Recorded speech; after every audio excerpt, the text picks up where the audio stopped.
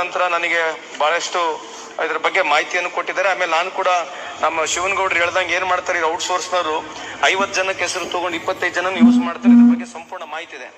ಅದಕ್ಕೆ ನಾವು ಇದು ಸಂಪೂರ್ಣವಾಗಿ ವಿಶೇಷವಾಗಿ ಸರ್ಕಾರದ ಔಟ್ಸೋರ್ಸ್ ಏನ್ ಏಜೆನ್ಸಿಗಳಿದಾವೆ ಈ ಕಾಂಟ್ರಾಕ್ಟ್ ಇಶ್ಯೂಸ್ ನ ಮುಂದೆ ಬರ್ತಕ್ಕಂಥ ದಿನಗಳಲ್ಲಿ ಜಿಲ್ಲೆಗಳಲ್ಲಿ DC ಅವರ ಅಧ್ಯಕ್ಷತೆಯಲ್ಲಿ ಸೊಸೈಟಿ ಮುಖಾಂತರ ಇದು ಒಂದು ಮಾಡೆಲ್ ಸಭಾಧ್ಯಕ್ಷರೇ ಬೀದರ್ನಲ್ಲಿ ಇದೊಂದು ಬಹಳ ಸಕ್ಸಸ್ಫುಲ್ ಆಗಿ ಮಾಡೆಲ್ ಆಗಿ ನಡೆದಿದೆ.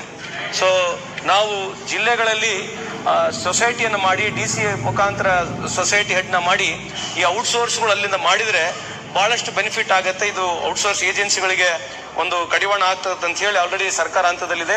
ಫೈನಾನ್ಷಿಯಲ್ ಅಪ್ರೂವಲ್ ಹೋಗಿದೆ. ಮುಂದೆ ಅದು ಫೈನಾನ್ಷಿಯಲ್ ಅಪ್ರೂವಲ್ ಸಿಕ್ಕ ತಕ್ಷಣ ಇದು ಸೊಸೈಟಿಯನ್ನ ಹೊಸ ಪ್ರಕ್ರಿಯೆಯನ್ನು ಸೊಸೈಟಿ ಮುಖಾಂತರ ಔಟ್ಸೋರ್ಸ್ ಮಾಡಿ DC ನೇತೃತ್ವದಲ್ಲಿ ಇರ್ತಕ್ಕಂಥ ನಮ್ಮ ಸಿಬ್ಬಂದಿಗಳು ಅವ್ರು ರಿಜಿಸ್ಟರ್ ಮಾಡ್ಕೋಬಹುದು.